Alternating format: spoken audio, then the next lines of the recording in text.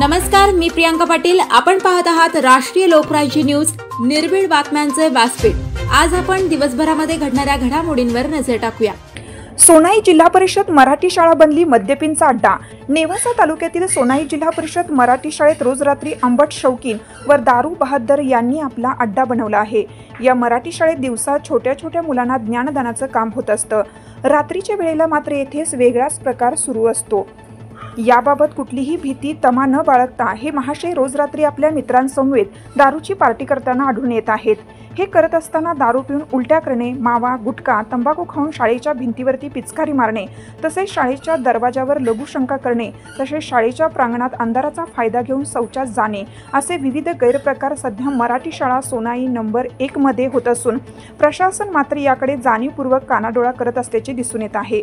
अनेक वेळा तरुणी या ठिकाणी आपली शारीरिक भूक भागवण्यासाठी या मराठी शाळेतील परिस्थितीचा गैरफायदा घेण्यासाठी येत असतात।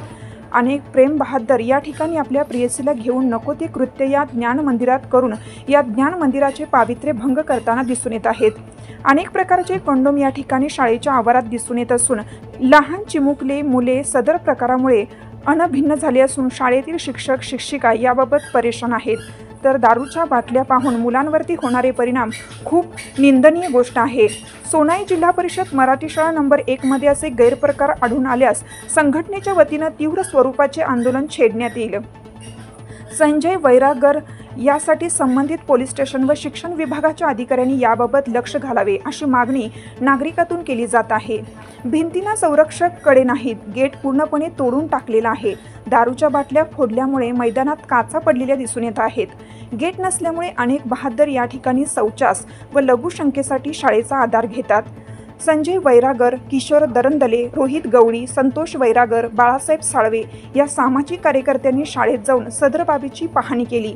येथे शाळेत मुलांसाठी शौचालय नसल्याचं दिसून आलं। नेवासा प्रतिनिधी रोहित गवळी।